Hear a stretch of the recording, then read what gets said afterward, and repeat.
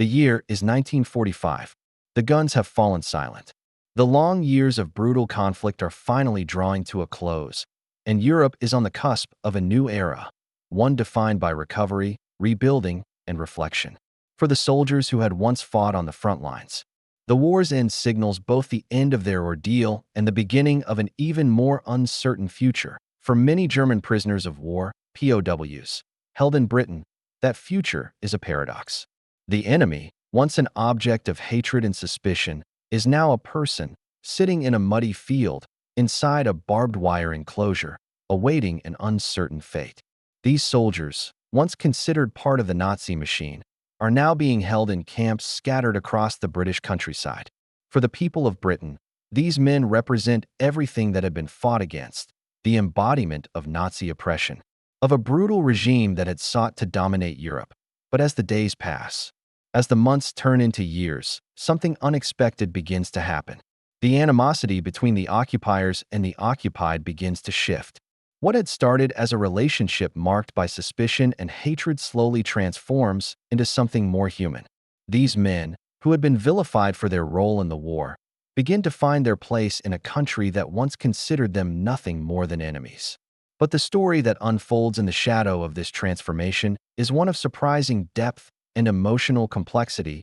One evening, in a small rural town in southern England, a German soldier named Klaus stands in front of a makeshift warehouse turned POW barracks. The sound of distant artillery fire is now a memory.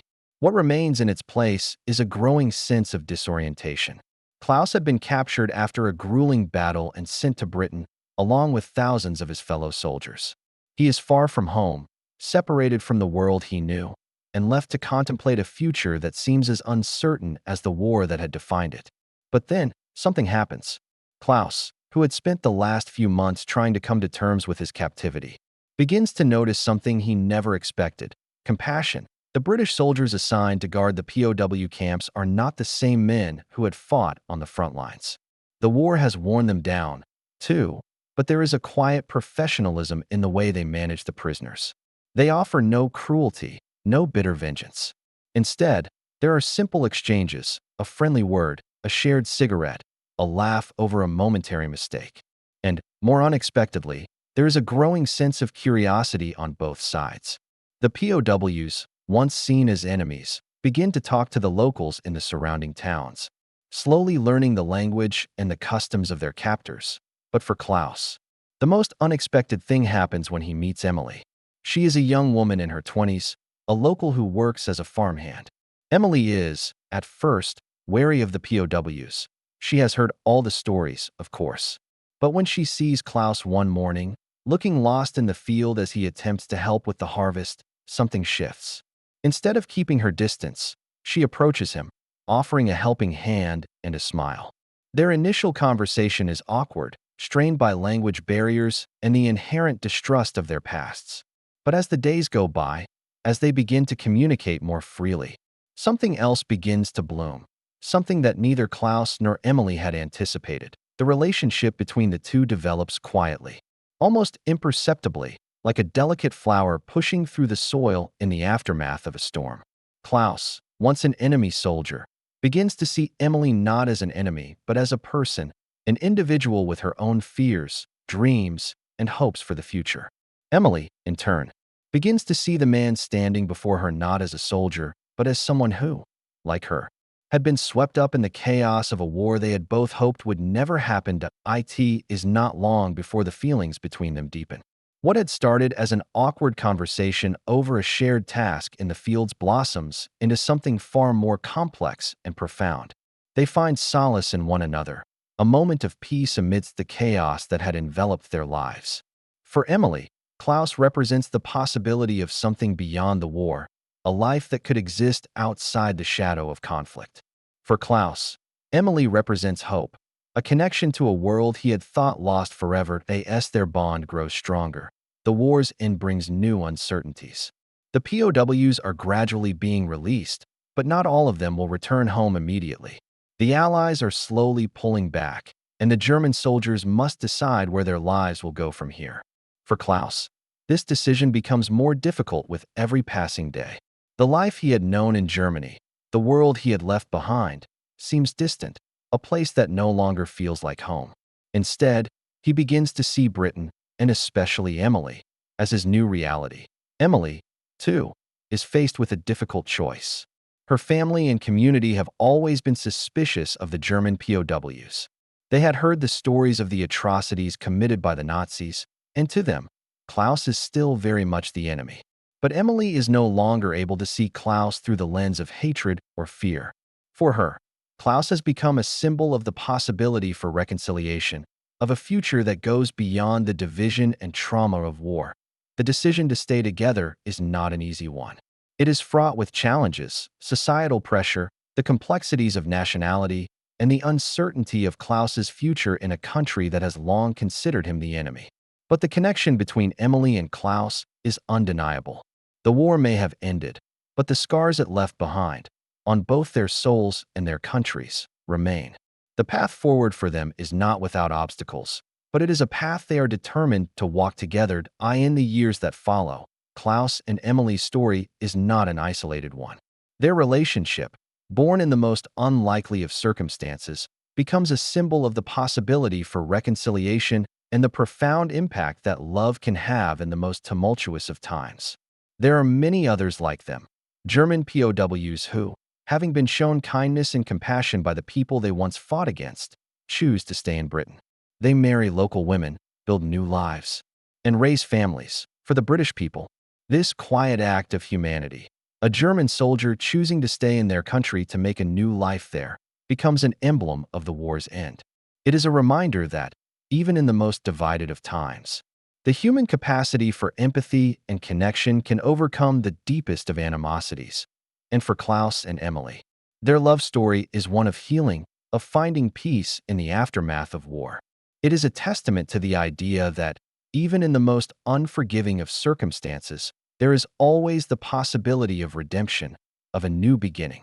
Their journey together, which began with suspicion and fear, ended in a quiet but profound victory, one that transcended the battlefield and created something far more lasting, a shared life built on understanding, compassion, and love.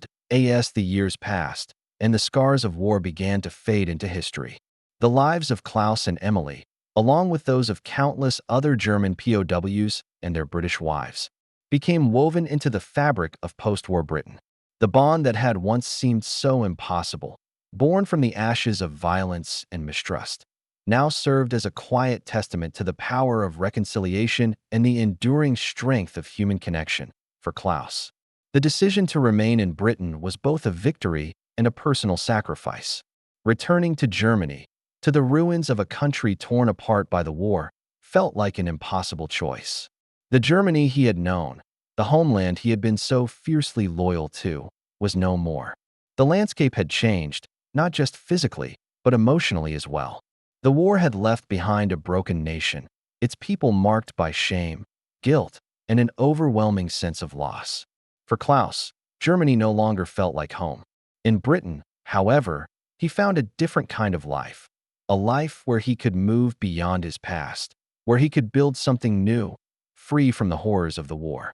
Emily, too, had her doubts. She had grown up in a world shaped by the war, by stories of loss, of suffering, and of the enemy. Her family, like so many others, had been touched by the war's brutality.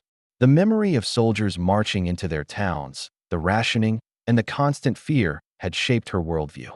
When she first saw Klaus, she saw the enemy in his uniform, just as others had. But what she saw later, the man behind the uniform, the human being capable of love, compassion, and kindness, changed her forever. It was a lesson that ran deep within her. She had witnessed firsthand how two people, once enemies, could find common ground in the aftermath of war. However, the couple faced numerous challenges as they started their new life together. The town that Emily called home was not immune to the lingering resentments of the war. Many of the locals, while not hostile, were wary of Klaus and his background. British society had not yet fully recovered from the war, and there was a palpable sense of unease whenever the subject of German POWs came up. But despite the challenges, Klaus and Emily persisted. Their love, like the soil of a battlefield that had been turned over, began to take root. spreading slowly but surely through the hearts of those around them. The couple's relationship was not only a testament to the resilience of human connection, but also to the quiet endurance of British compassion. For many, Klaus and Emily represented the possibility of healing, of moving beyond the divisions of the war, and of rebuilding a society based not on revenge, but on forgiveness. Their story was one that stood in contrast to the anger and hatred that so many had felt toward the Germans during the war.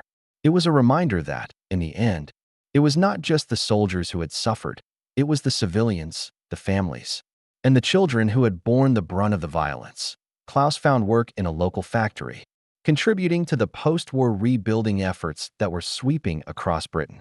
Though his background as a soldier made him a pariah in many ways, he was determined to make himself useful, to contribute to the recovery of a country that had once been his enemy.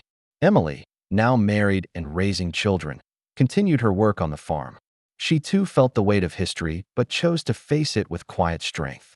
Their lives together, though ordinary in many ways, became extraordinary because they embodied the possibility of moving beyond the boundaries of the past. As the decades passed, the couple raised a family of their own. Their children grew up in a world where the shadows of war were beginning to fade, where the legacy of hatred and division was slowly being replaced by a new sense of unity. Klaus and Emily's children, raised with the knowledge of their father's origins, would carry the legacy of reconciliation with them, just as their parents had carried it through the years. The lessons of their parents' love would be passed on to future generations, a reminder that, even in the darkest of times, humanity has the capacity for compassion, for empathy, and for love. Over time, the couple became a fixture in their community. They became part of the landscape, not as symbols of the past, but as living proof that it was possible to rebuild, to find peace after war. Their home became a sanctuary, a place where the ghosts of the past could be faced and understood, but not allowed to dictate the present or the future. Klaus, once an enemy, was now an integral part of the fabric of this small English town. He was no longer the German soldier who had once stood at the front lines of a brutal war. He was Klaus, the man who had built a life with Emily, who had raised a family, and who had, in the end, found a new home. Their story, while not unique, was nonetheless remarkable. It was the story of countless German POWs who, against all odds, found love and acceptance in Britain. Theirs was a love story that defied the hatred of war, that bridged the chasm of nationalism, and that transformed the lives of those who lived through the years of conflict. The relationships that formed between POWs and locals were not without their challenges, but they were a powerful testament to the power of human resilience. As the years passed, the memory of the war faded into the background, replaced by the quiet rhythms of everyday life. But for those who had lived through it, those who had fought, suffered, and loved, there was always a quiet remembrance of what had been lost and what had been gained. For Klaus and Emily, their love was a symbol of the healing that had come, not just to their hearts, but to the hearts of a nation that had borne the weight of war and was now beginning the slow, difficult process of healing. In the end, the story of Klaus and Emily, like the story of so many other German POWs who found love in Britain, became a story of hope. It was a story that reminded the world that, even in the aftermath of destruction, there was always the possibility of redemption, of reconciliation, and of love.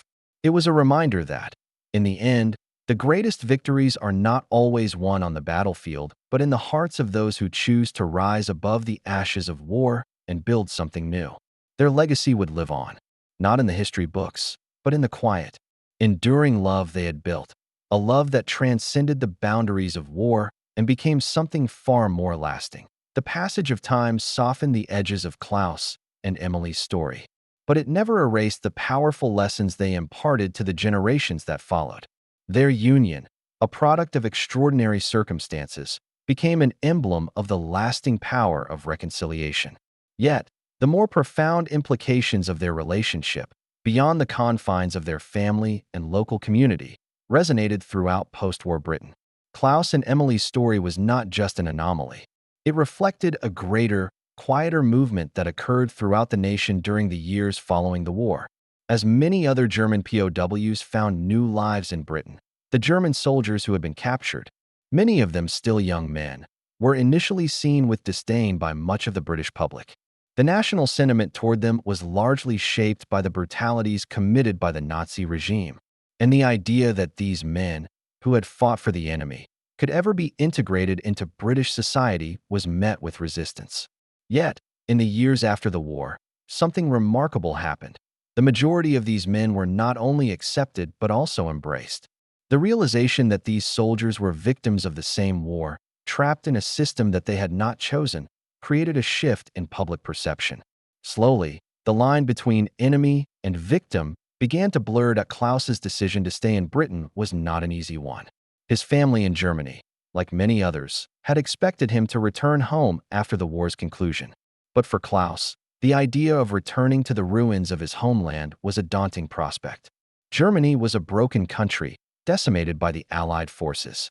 Its people, including those who had fought for the Nazis, faced a harsh reality. The cost of their allegiance had been too great. The sense of shame was pervasive, as the horrors of the Nazi regime became undeniable in the wake of its collapse. Returning to that landscape, emotionally scarred and physically devastated, felt impossible. Britain, though still in recovery, seemed like a place where he could rebuild, start anew, and, most importantly, find peace in the quiet of their home. Emily and Klaus spoke often of this. There were hard days, days when Klaus felt the weight of his past more acutely than others. But Emily was always there, offering her unwavering support. The quiet conversations they had, late at night, with only the crackling fire between them, were sometimes heavy, full of memories and regrets. But they were also filled with the shared understanding that they had survived something bigger than themselves. They had survived not just a war, but a time that threatened to erase all sense of human compassion. And together, they had found something worth preserving. What began as an act of kindness on Emily's part, helping a man who had once been her enemy, grew into something far more significant. Their bond was, in many ways, a metaphor for the post-war healing that Britain itself was undergoing. Just as they had to learn to see each other not as enemies, but as individuals, so too did the nation have to confront its own wounds and find ways to heal. As Klaus and Emily navigated their relationship in a society that had not fully come to terms with the war, their story mirrored the broader struggles of reintegration and reconciliation taking place across Europe. For the larger community, Klaus and Emily's union became a symbol of the potential for healing. Their love stood in direct contrast to the polarized views of war that persisted in the years following the war's end. As Germany slowly rebuilt itself, the presence of former POWs in Britain became a living testament to the idea that not all Germans were Nazis, and not all soldiers were monsters. Klaus was not just a former enemy soldier. He was a man with a family, with hopes, dreams, and the desire for a future. He was, in the eyes of those who came to know him, a part of the larger post-war world.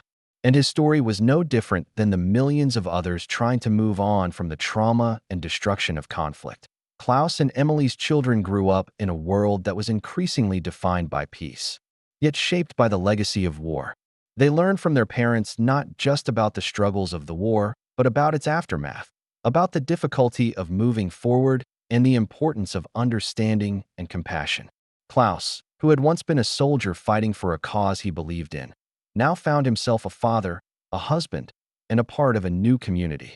Emily, who had been raised with the specter of war hanging over her, became a symbol of how healing was possible, even when it seemed impossible. As they grew older, Klaus and Emily's children, who were fully integrated into British society, began to hear the stories of their parents' past. It wasn't easy, and the shame of war was something they would carry with them for life. But they also learned that people could change. That was the most important lesson, that one could survive, even thrive, after being a part of something so destructive. The children were proud of their heritage, but understood that their father's history was not one of failure, but of growth, understanding, and love. They learned that, in the end, the true enemy was not the soldier on the other side, but the fear and hatred that fueled the war itself.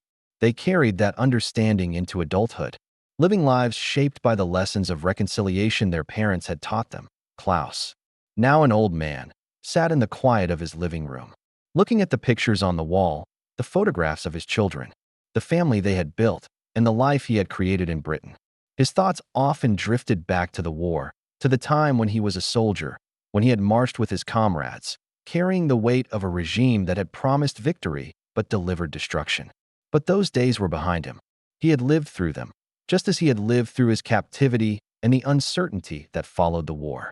He had built a new life from the ashes of the past, and in doing so, had found peace. For Emily, the journey was just as profound. She had lived through the war, watching the destruction it had wrought, and had witnessed the horrors of battle firsthand. But she had also seen the best of humanity, the kindness, the forgiveness, and the strength of those who refused to let the war define their futures. Emily had been the bridge between the past and the present, the link that connected a soldier to a new world.